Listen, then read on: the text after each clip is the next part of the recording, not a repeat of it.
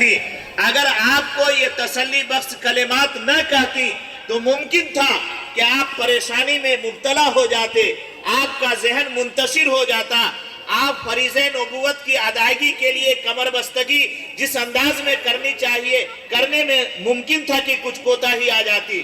لیکن اماں خدیجہ نے جو کردار ادا کیا ہے وہ کردار پوری انسانیت کے لیے اور اس روئے زمین پر جتنی بھی ہماری مائیں اور بہنیں قیامت تک آئیں گی ان کے لیے نمونہ عمل دیا.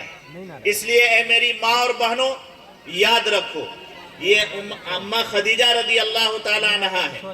آپ کو پتا ہونا چاہیے کہ یہ عرب کی بڑی ہی مالدار خاتون میں ان کا شمار تھا اور یہ تجارت پیشہ عورت تھی اور آقا کی زوجیت میں آنے سے پہلے ان کے 2 شوہر مختلف اوقات میں ہوئے، دونوں انتقال کر چکے تھے. اور یہ چونکہ عرب کی بڑی مالدار خاتون تھی، عرب کے بڑے بڑے لوگوں نے نکاح کا پیغام دیا لیکن حضرت خدیجہ نے نکاح کے پیغام کو قبول نہیں کیا. حضرت خدیجہ کا ایک غلام تھا میسرہ، ان کے ذریعے سے حضرت خدیجہ کو یہ خبر ملی کہ محمد جنہوں نے نبوت کا دعویٰ کیا ہے وہ دوسروں کے مال میں تجارت کرتے ہیں، ملک شام لے جاتے ہیں. تو حضرت خدیجہ نے بھی آفر کیا کہ کیا بہتر ہوتا کہ آپ ہمارے مال میں تجارت کرتے.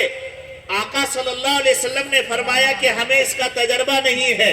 خدیجہ نے کہا کہ میں اپنا غلام جو اس معاملے میں ماہر ہے آپ کے ہمراہ کر دیتی ہوں، آپ جائیں میرا مال اور جتنے لوگ آپ کو نفع میں جو کچھ دیتے ہیں ہم اس سے زیادہ دیں گے. آقا صلی اللہ علیہ وسلم نے حامی بھری اور تجارت کا مال لے کر ملک شام گئے. راستے میں میسرہ کو لگانے کا ایک مقصد یہ بھی تھا کہ آقا کے سلسلے میں حضرت خدیجہ نے بھی بہت کچھ سن رکھا تھا کہ دیکھنا ان کا چلنا پھرنا کیسا ہے، ان کا اٹھنا بیٹھنا کیسا ہے، ان کا کیریکٹر کیا ہے. یہ سب چیزوں پر نظر رکھنے کے لیے اماں خدیجہ رضی اللہ تعالی عنہ نے میسرہ کو کہا تھا. جب تجارت کر کے واپس آئے آقا صلی اللہ علیہ وسلم تو اس سے پہلے جن لوگوں نے خدیجہ کے مال میں تجارت کیا تھا جتنا نفع ہوا تھا اس سے کئی گنا زیادہ نفع کے ساتھ آقا صلی اللہ علیہ وسلم نے مال لوٹایا. یہ چیز حضرت اور میسرہ نے جو سفر کے حالات بیان کیے اس سے حضرت خدیجہ کے دل میں یہ بات پیدا ہوئی کہ اگر یہ میرے سرتاج بن جائیں، میرے شوہر بن جائیں تو شاید آگے چل کر کے میرا بھی نام روشن ہو اور یہ کچھ کرنے والے ہوں گے، ہو سکتا ہے. اسی امید کے ساتھ حضرت خدیجہ نے آقا صلی اللہ علیہ وسلم کے نام پیغام بھیجا نکاح کا اور یہ پیغام قبول کر لیا گیا. اور جب آقا کی زوجیت میں آئی اور نبوت کا سلسلہ جب شروع ہوا اور اس کی وجہ سے لوگوں نے مخالفت کی تو ایسے مصیبت کی گھڑی میں حضرت خدیجہ نے قدم قدم پر آپ کی مدد کی، آپ کے لیے جان بھی قربان کرنے کے لیے تیار، اور جو مال و اسباب تھے وہ بھی آپ کے قدموں پر نچھاور کرنے کے لیے تیار. وہ خاتون تھی، اللہ تبارک و تعالیٰ نے وہ ملکہ عطا کیا تھا، وہ مقام اور مرتبہ عطا کیا تھا حضرت خدیجہ رضی اللہ تعالیٰ عنہ کا. اور یاد رکھو میری ماں اور بہنوں، حضرت خدیجہ رضی اللہ تعالیٰ عنہ کا ایک واقعہ سن لو اور ہم اپنے بھائیوں سے گزارش کریں گے کہ ان واقعات کو اپنے ذہن میں رکھیں اور گھر جائیں تو ان واقعات کی روشنی پر عمل بھی کریں. اللہ کے رسول صلی اللہ علیہ وسلم نے میاں بیوی کی زندگی گزارنے کے کچھ اصول بتلائے اور آپ نے صرف بتلایا ہی نہیں ہے، کر کے دکھایا ہے، امت کر کے دکھایا.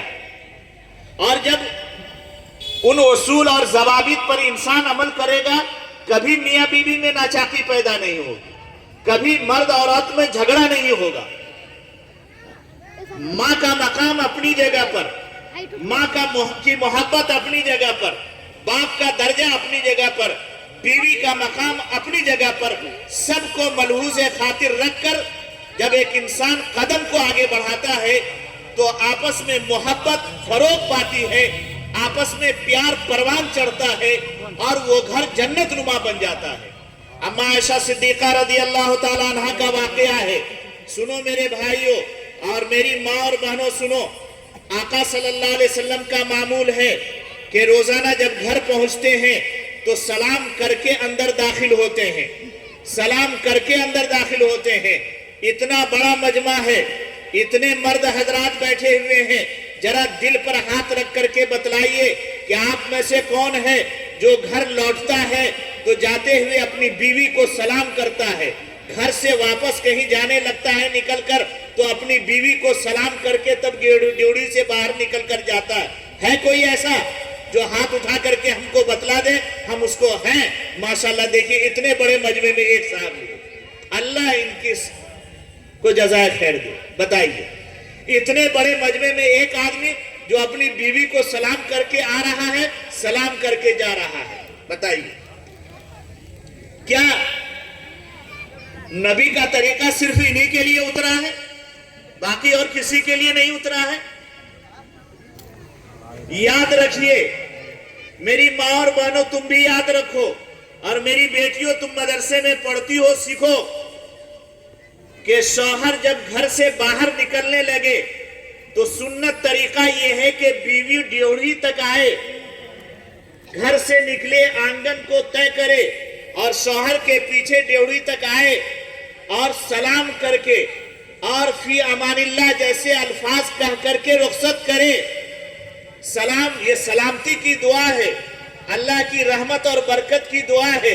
हम दूसरों को सलामती और रहमत और बरकत की दुआ देते हैं, और हमारे घर में जो अपराध है क्या वो अल्लाह की रहमत, अल्लाह की सलामती और अल्लाह की बरकत के मोहताज नहीं है? आखिर हम दूसरों को जब सलाम कर सकते हैं तो अपनों को सलाम करने में क्या परेशानी है? इसलिए औरतों को चाहिए कि अपने शौहर को सलाम करे और फी अमानिल्लाह जैसे अल्फाज, खुदा हाफिज जैसे अल्फाज कहकर रुखसत करे। ये कहने से उसका शौहर काम पर जाएगा, घर से बाहर निकलेगा, अल्लाह के हिफ्ज़ो अमान में वो घर लौटेगा। और जब शौहर घर वापस आए तो बीवी का ये फरीजा बनता है और हक बनता है कि हर औरत को पता होता है कि उसका शौहर कब पहुंचने वाला है। कब पहुंचने वाला है, पहुंचने से पहले अपने आप को बना सवार ले,